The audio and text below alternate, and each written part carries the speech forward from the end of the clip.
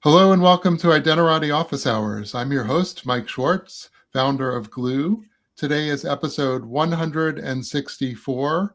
Our topic today is the Ceros Foundation. Our guest is Leif Johansson, Executive Director of the Ceros Foundation. Welcome, Leif. Hi, and thank you, Mike. Thanks for having me. And Leif, it's somehow we've gone 164 episodes without having you on, which is quite amazing. But since it's your first time, maybe you could just tell us a little bit about your background. Sure. My background is actually mathematics. I tried to become a mathematician once, and then I gave that up and got stuck in higher education research infrastructure work for a long time. For the last decade, I've been mostly building identity systems for large-scale research federations and research infrastructure projects. And recently, I got involved with this whole notion of wallets and the identity wallet, specifically the European identity wallet. And that kind of got me sucked into this whole idea of building identity wallets on top of Passkey and the Passkey ecosystem, which is kind of what we're going to talk about today, I guess. Right. But before we dive into that, maybe we could just talk about the Ceros Foundation. Sure. Yep. And just give me a background. What is this thing? So Ceros Foundation is a relatively new creation by myself and the Yubico founder, Stina Ehrensvärd. And the whole kind of story goes back a couple of years. Actually, it goes back longer than that. Me and Stina have known each other for a long time, and we've kind of been talking on and off whether we should do some project together or so. And we've been sort of talking about various issues related to identity, authentication, security, etc. And as you well know, right, Stina is one of the founders of a company called Yubico. They build the YubiKeys. They're like a big player in the FIDO token space. In fact, Stina and her husband basically created the whole concept of the FIDO. And yeah, there you go.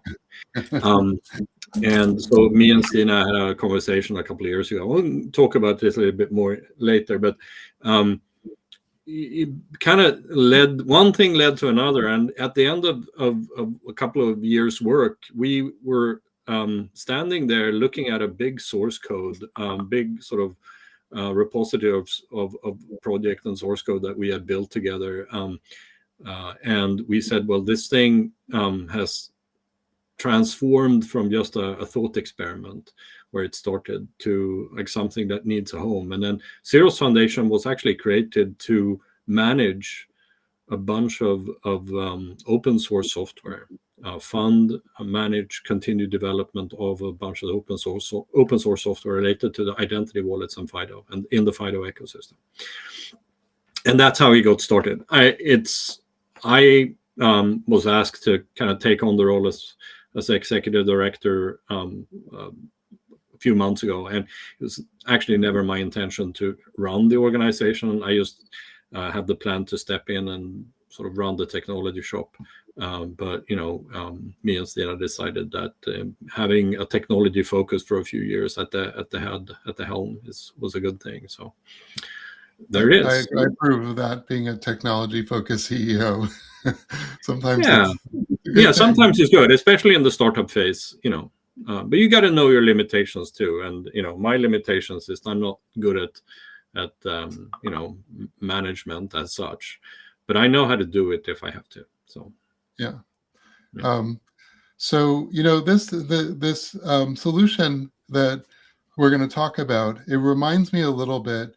On episode 151, I interviewed Rue Islam from Dashlane, and he described a solution that they had developed using passkey encryption feature to bootstrap the security for a password manager. Yeah. So basically, the idea is that your passwords would be encrypted on a blob that they would host, and you would need your passkey in order to decrypt it. And it reminded me a little bit of your solution, although of course this is going to be different because wallets involve claims and claims presentation.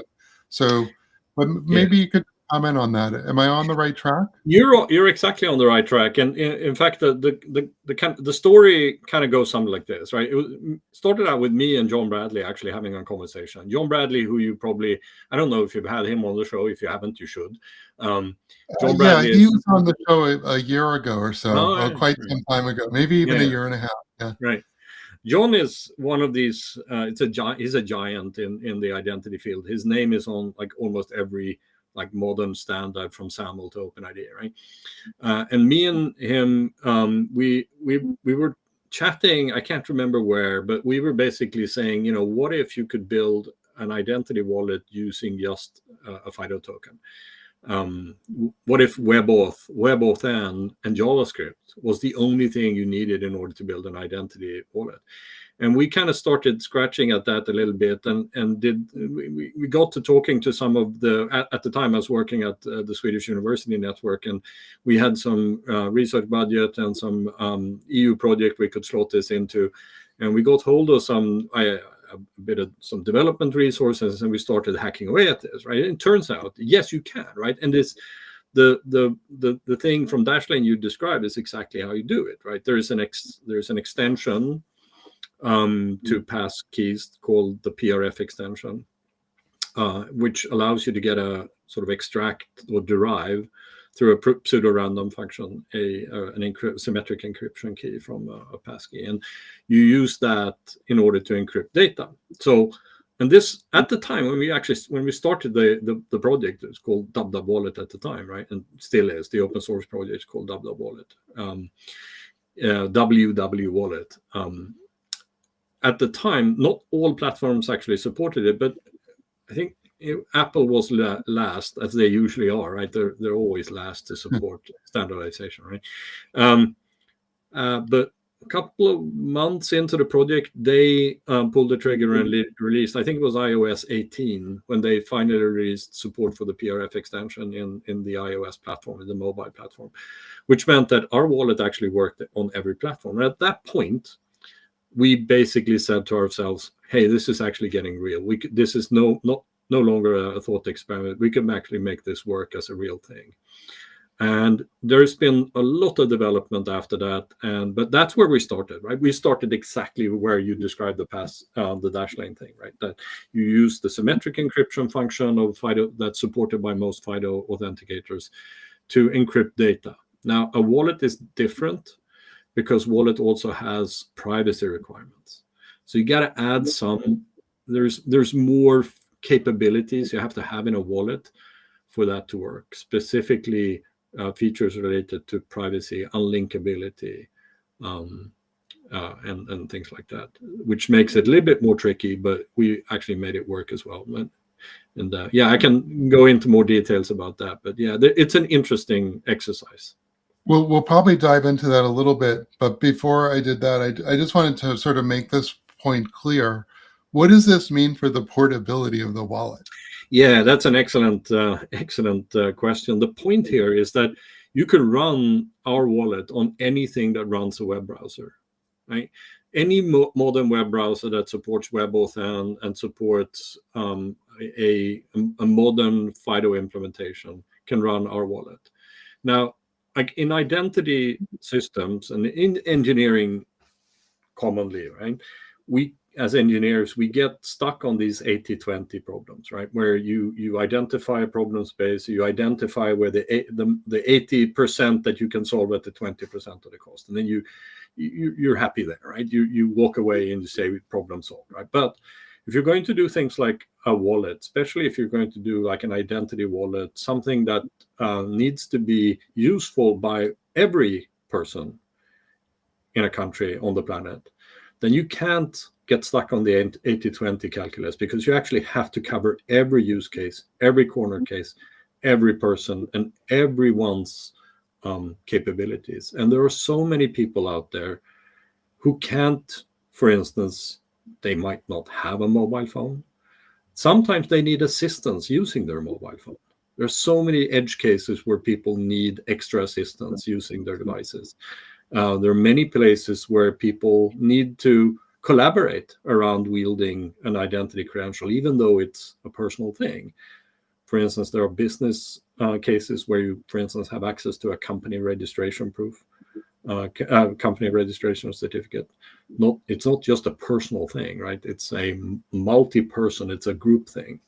So identities, especially credentials, span a very large.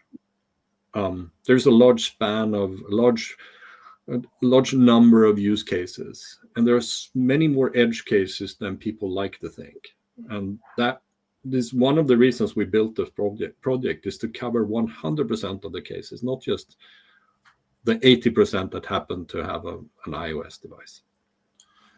Yeah, and one of the things that I like about this solution is that, let's say I get a new browser.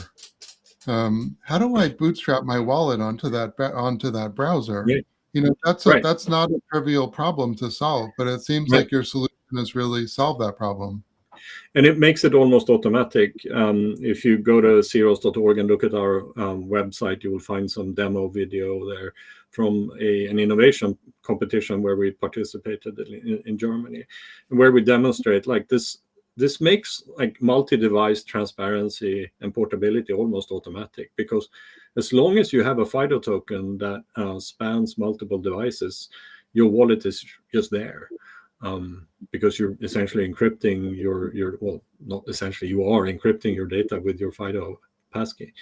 So it, going from like a common case, even though I spent like a minute talking about how not to talk about common cases, but like the common case of somebody using their iPhone to create a wallet, they're going to use their iCloud keychain to create the passkey. That keychain is going to be available on their Apple laptop, and the wallet is just going to be right there when they use the same keychain.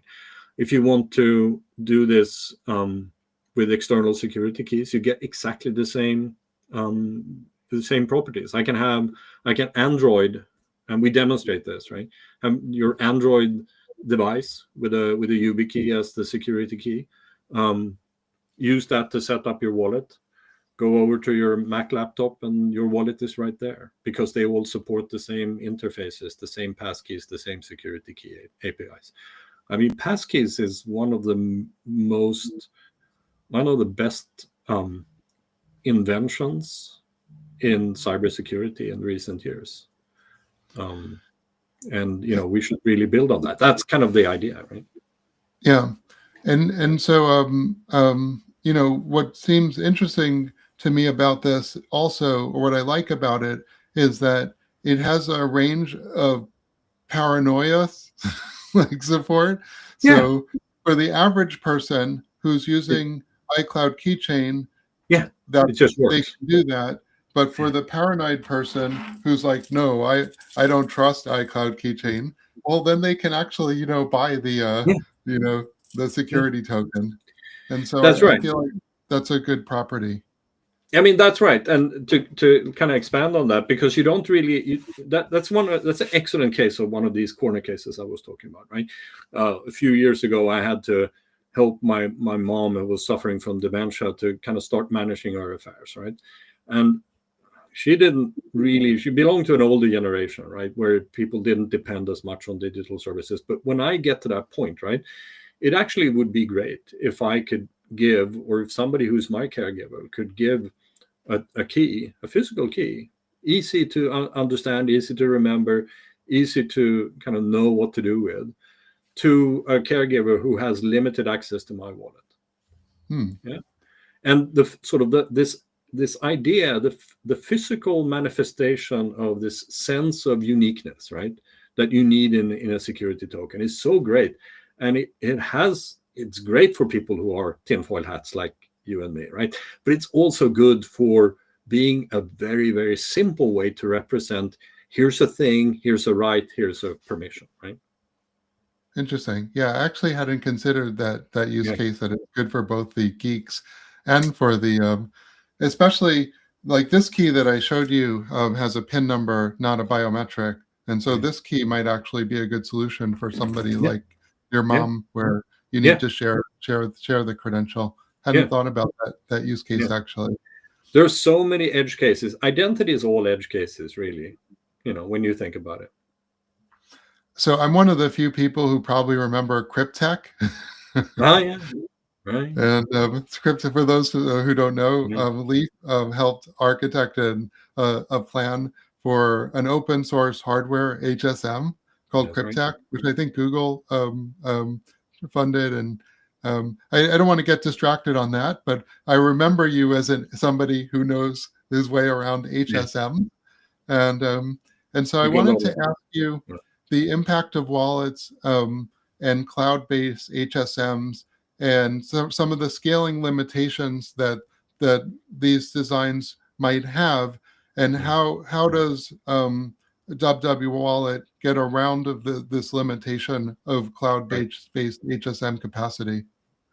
Right. So that's a kind of an important topic, and it's right front and center in Europe right now. One of the challenges we have in Europe trying to build a European identity wallet is certification, right? How do we know that keys are stored in a way that is, in accordance with legislation, right? And a lot of countries are grappling with that because, yeah, as everybody knows, there's only two ways to get a phone right now. You get an Apple phone or you get a Google phone, right? There are two platforms. No Yeah, Ubuntu phone? there are two platforms. Yeah, Yeah. yeah, and the problem is that none of these platforms even come close to having certifications on any of their, and they don't care, right? And so the European governments are kind of scratching their heads about like, how do we actually know that we're not just sort of hand waving our keys away to Apple and Google? And they've come up with this idea to use cloud HSMs in basically as a way to mix in some key material that lives in a cloud-based HSM. And this all sounds good and well, right? But the problem is that once you start running the numbers on what would happen if if wallets actually succeeded, if every European citizen and some in addition, right, some more citizens in Europe actually started using this stuff and started using it for more than a couple of things every day, it becomes an untenable implementation problem. And we were talking about thousands upon thousands of HSMs in a cluster that has to work 100% every day, around the clock, 24/7, which everybody has worked with HSMs know that they're kind of unpredictable beasts that need a lot of hand holding in order to be really efficient. And so, like, over time, we believe that the only way to deal with this is to keep encryption where it belongs at the edge, right? The encryption keys has to live near the user who are going to use them. And as you say, if we could figure out a way to do this in such a way that users can apply their own views on how as you say, paranoid they want to be, right? I can apply a little bit of my own thinking around trust management and assurance. Some things I care more about and some things I care less about in my online world. And if I can make my own choices about how to protect those different things, it actually makes for a lot better user experience overall. And it also allows the keys to be managed at the edge. Now, that does mean that we have to get the platforms on board here, right? And as it turns out, we already have. It's called passkeys, right? We just have to manage that, the legacy and the investment that we've made as a sort of as an industry in passkeys, and make sure that that actually survives into the wallet area now. So I think that this whole notion of HSMs in the classical sense and in the cloud is kind of a dead end now. Coming from somebody who knows a lot about HSMs, I think people should listen to that. You mentioned UX previously, and one of the interesting properties I thought of your solution is that the web is actually conducive for UX experimentation. And while wallets are gaining adoption, let's say in the payment sector, so we're seeing more people using them, the Google Wallet or Apple Wallet. I feel like the idea that humans are going to present credentials from their wallet, it's still new to people. Yeah. And so I don't feel like we really understand what are the UX implications of this. But maybe you Okay. could talk a little bit about, what you've learned about UX and why maybe a web wallet might be a more flexible place for us to start from. Right. And it's another excellent point. And I want to go back a little bit to one of the projects, a project that I did in my old job called Seamless Access. And we basically built an identity selector for large-scale identity federations. And it's just like a very, very small, but a very common part of any identity platform. And you got to go in and pick an IDP, right? And Mhm. it's such an easy UX. Anybody who's worked on identity has heard or been exposed to the NASCAR problem. Now, NASCAR problems appear when you have like 10 or 20 like IDPs. Imagine you have 10 or 20,000 IDPs, right? Then you have a problem.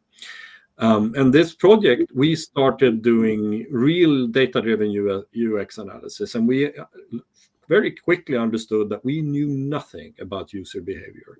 Everything we thought we understood about how users kind of face and interact with identities were just completely wrong. And I carried that knowledge and experience over to wwWallet, and like with the realization that whatever we build is going to be wrong from a UX point of view, right? It may be less wrong or more wrong, but we have to be able to iterate. And being able to iterate quickly is one of the biggest properties, like most important properties of the web, right? The web architecture understood the meta issues around UX, right? The fact that it has to be adaptable, which the mobile platform does not, right? I mean, you will nail down a UX and you will iterate very slowly, whereas on the web you can iterate very quickly. And I think for a while, for a few years, we're going to be in a learning mode when it comes to wallets. And one of the primary reasons we're going to have more than one wallet is because we're going to have more than one type of use case with more than one type of flow. And that's going to drive adoption of different use cases. In fact, one of the things we're working on at Xeros is to make our wallet embeddable. Like our wallet is turning into a wallet engine that you can stick in any both native app and web application that needs wallet capabilities, but has its own idea about how to drive the presentation layer. Um, so the wallet is built in JavaScript. Yes. And so my vision of a wallet is, as I mentioned, more like Google Wallet or Apple Wallet, where it's a native app. Was there any friction there, or were there any features of the native APIs maybe that you missed that weren't available in JavaScript? And what were some of the other constraints around the web as a platform? So we do of course have native apps as well, but they wrap the JavaScript API. But they do add some stuff, and there are a couple of edge cases where you really need a native app. One of them is well, at least when we started out, we started implementing support for German identity cards. And when you go interact with things like that need NFC, then you probably are going to need a native app, which is fine. You can still sort of use the native app when you absolutely have to in order to interact with certain types of identity document, for instance, and then you can kind of access your wallet from any other device. So it doesn't really hurt us to have that. I think it's actually it's good. I mean, it demonstrates that the architecture works. And there are some situations where we actually think that we started out with native app support, for instance, BLE, right? The in-person flows where you do the BLE dance, present a QR code, open up an encryption tunnel between two devices over Bluetooth Low Energy. That thing turns out probably might not even need. So web BLE is getting to the point where you can kind of do stuff like that. So the web architecture is catching up, right? And there's web NFC. So I mean, we might not need the list of things where you actually need a native app is actually growing smaller and smaller. And I've seen our stuff demoed on web browsers where you cannot tell that it's running inside a web browser from a behavioral point of view. Yeah. And, it seems to me like, okay, there's going to be let's say, public sector and private sector resources that people might use to their wallet to connect to. It seems to me like most of those public sector ones are probably web anyway, except for like the in-person. But what are your thoughts about just like who are the RPs and how many? What's the demand from the RP side?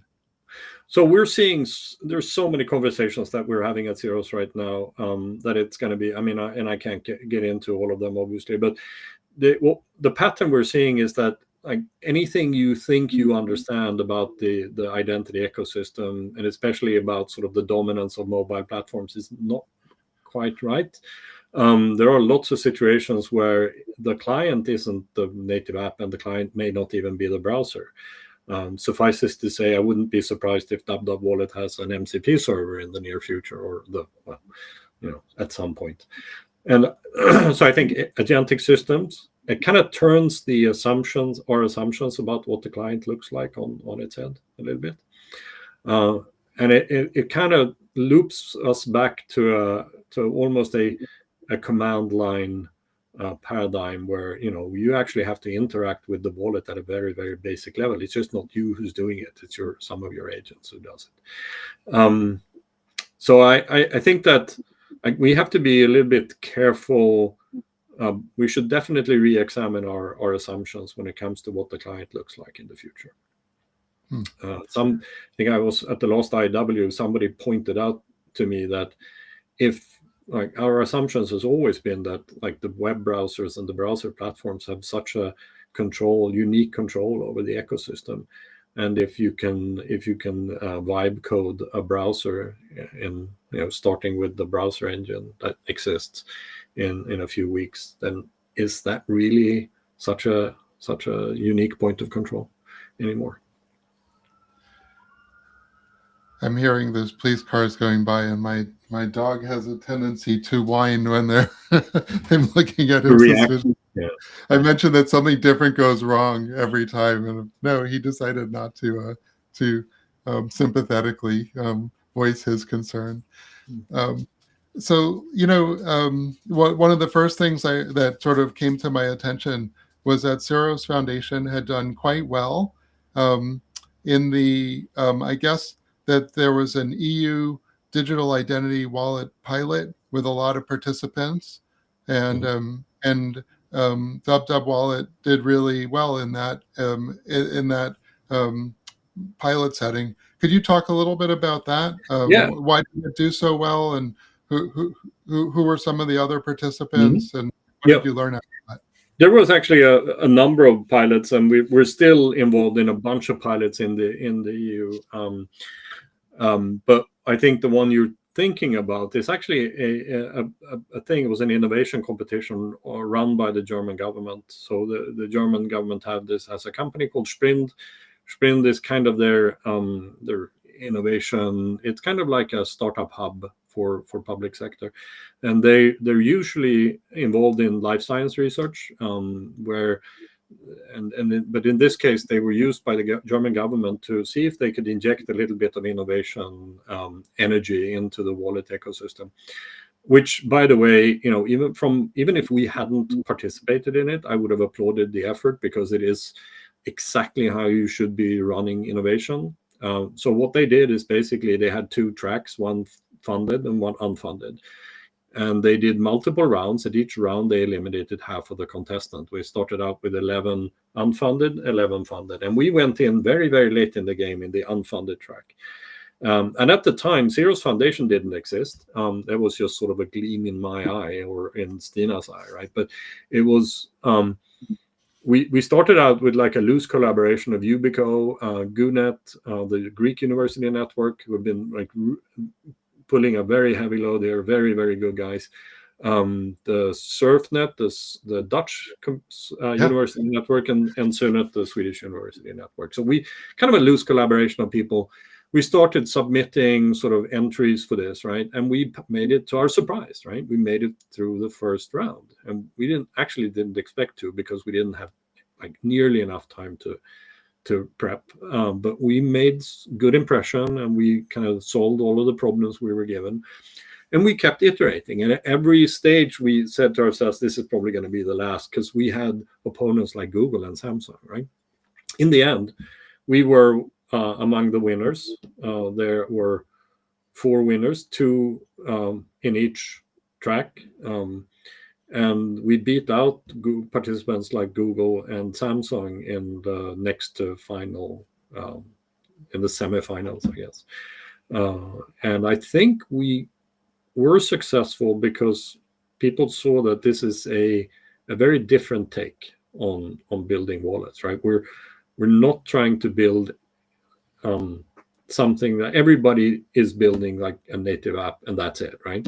We're basically building a front-end, back-end distributed web application that has a native client and has even a command line client coming along, right? And it's going to have MCP clients, and it's going to have all kinds of sort of front ends. And it's kind of the classical approach to building applications on the web, right? You build something that can scale. And the reason by building front end, back end, and then sort of a SaaS architecture, and the reason we can do that is the passkeys, right? That's if you look at how our applications are structured, all of this works because we can delegate encryption to the edge through passkeys and FIDO. So one of the issues that I always hassle wallet vendors about is trust management, because this idea of verifiable credentials, it changes the trust dynamics, where we used to have an IDP and an SP, and now we have, let's say, an IDP, which is, let's call it an issuer, which is issuing credentials to a wallet, which is presenting them to the RP. And the RP has to trust the issuer, but also really has to trust the wallet, because if the storage of the credential can't be trusted, then maybe it's the wallet's presenting a credential that it shouldn't present. And so it raises some new sticky trust issues, I think, that we haven't really dealt with at a societal level, or at an ecosystem level. Yeah. And in most of my conceptions, the wallet has been an app, which, as you mentioned, is sort of like the way that you publish an app on the App Store is more formalized. You submit it, it's approved by Apple or Google, it gets published to the Play Store, it has a binary, it has a checksum. But what are some of the trust issues that might be different from an RP consumption perspective of the credentials that might arise from a web credential, a web browser presented credential versus a mobile app credential? Are there any? And I don't know, just wondering if you have any thoughts on this topic. Yeah. We've been working on this a little bit, and we believe that there are actually some web technology. Again, web technology seems to be kind of trailing app technology and catching up. And this is one of the areas where people have actually looked at this. And there's a concept called installable web, or isolated web applications that are basically give you the ability to have an installed or an installable. It's not PWAs, but it's kind of different.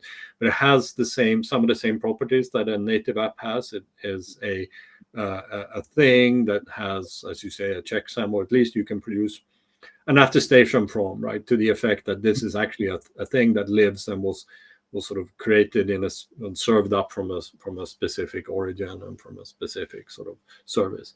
So there are things that are being worked on, and you can kind of pilot right now if you want to, and we're working on that. But it is true, right, that for most, the web will be a lower assurance option than a native app or some other mechanism, right? And I think the web technology and the web architecture actually has to figure out a way to solve that. if the web is going to stay relevant. I think that the thing you point out here is one of the places where the app ecosystems have actually got it right? That there is a mechanism for attestations and a way to make sort of statements about the origin of an application. And actually, let me just, this is an issue where you're way more expert than I am, but is the crypto available in the browser actually strong enough for the purpose? Yes and no. For everything you want to do, like regular wallet stuff, let's put it that way, that involves signing with elliptic curves and stuff like that. Yeah, that is absolutely everything you need. That's not a problem. We are working on a couple of new things where you actually have to add something. One of them, and I mentioned early in the beginning that this kind of got started by looking at the PRF extension of webauthn, but we kind of very early on identified some additional extension points that we're pursuing, and the Yubico team has been working inside FIDO to add something called the raw signing extension and ARKG, so asynchronous remote key generation and raw signing to FIDO. And those two features basically allow a FIDO token to become a mini HSM. It would allow you to do hardware attested signatures and asymmetric key generation in a way that gives you very strong unlinkability properties. For those of you of the listeners who are sort of background in crypto, there's something called BIP32, the Bitcoin extension number 32. It's essentially a way to do key generation, asymmetric key generation from, I think BIP32 specified it for a very specific elliptic curve method, but we've John Bradley and some of his team have extended this together with some people at Yubico to cover like more or less a generic mechanism for generating asymmetric encryption keys, and they're basically specifying how to do that as an extension to FIDO. So that's one thing. The other thing we're doing at Zeros is we're working on some very new and I want to say exotic encryption in the form of zero knowledge proof technology. And there you got to resort to WebAssembly to build additional features for the web platform. Now, luckily, WebAssembly actually is a fairly well-supported thing today. And we are working with ISRG, the guys behind Let's Encrypt, and we're doing some joint research projects with them. And one of the things we're doing is building a clean room implementation of Google's Longfellow ZK mechanism that will get delivered as a WebAssembly package and integrated into wwWallet. So you can do cross-platform Longfellow zero-knowledge proofs with wwWallet in a while. You actually anticipated my next question, which was I was going to ask about WebAssembly. Yeah. And are you using Rust or Go as the language? Oh, that's a Rust implementation. Yeah. That the ISRG guys are doing. And they're doing it in close collaboration with the Google team that develops Longfellow, which is, I mean, the whole idea of these circuit-based zero-knowledge proof mechanisms is super interesting. But yeah, there's nowhere near enough crypto in a browser to do that. But luckily, WebAssembly kind of gives you the way to deal with that. Mm-hmm. Which sort of is a bridge to another conversation. Probably the last question I have is that sometimes the trust in the wallet is derived around some of the rules around how it's used and which issuers it trusts or what type of crypto it uses. And agreement about those rules could be set by a federation or a government. Yeah. So have you thought about how you might embed some of those authorization policies into the wallet to constrain its use according to the rules set by the government or the federation or the enterprise who's using that wallet?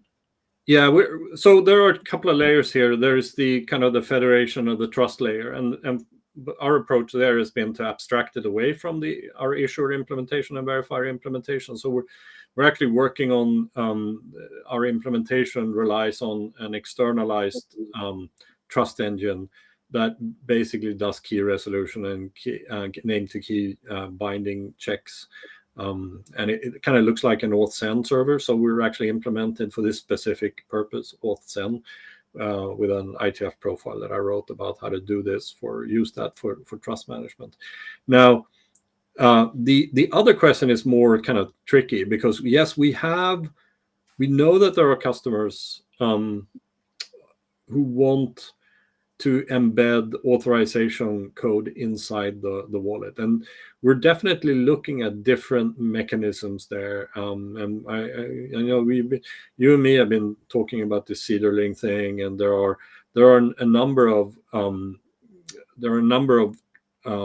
access control mechanisms, and all of those have to be super fast, right, to be able to be implemented directly into the front end. So that's something we're exploring right now. But like the first prio for us is to ensure that our trust management works, and the software we're building is built on this principle of bring your own trust, because we know that there's so many people and there's about as many trust management schemes out there as there are deployments of wallets. So we have to be agnostic. I have to make my pitch for the Cedarling. Yes. The speed is, and actually you mentioned before about the importance of putting things at the edge for HSM performance, and this is a similar issue. Yeah. But yeah, in the browser, using WASM, we can do between 50 and 75 microseconds authorizations, and that's one of the key advantages for WASM, I think, is the ability to really not be a performance bottleneck on authorization, not do a call to a graph database over the network, for example. Yeah, that's right. Cool. Well, actually, before we break, I just want to give you an opportunity, if you have any last thoughts that you wanted to share or things that are upcoming that we should watch out for. Yeah, watch out for our all of the open source that we develop and the platforms where we are going to be offering services based on this. And let's make sure that the world's investment in passkeys haven't been in vain. I think for us to kind of manage cybersecurity in the next in the age of AI, we really have to be really, really careful about identity. And so that's my pitch. Let's make sure that we keep using passkeys because they actually work. Wise words, which Glue is a longtime passkey enthusiast, is completely on board. And it took so much work. It's not just the FIDO specs, but it's also the support in the hardware, the support in the browser, those two things, the support in the operating system, and getting the platforms aligned, right? I mean, if we screw this up, it's never going to happen again. Yeah. So I think it's the things are there for us to use, and I do think it's going in the right direction. Actually, I think we need to work more on it. Actually, I think the FIDO Alliance actually has to step up. Yeah.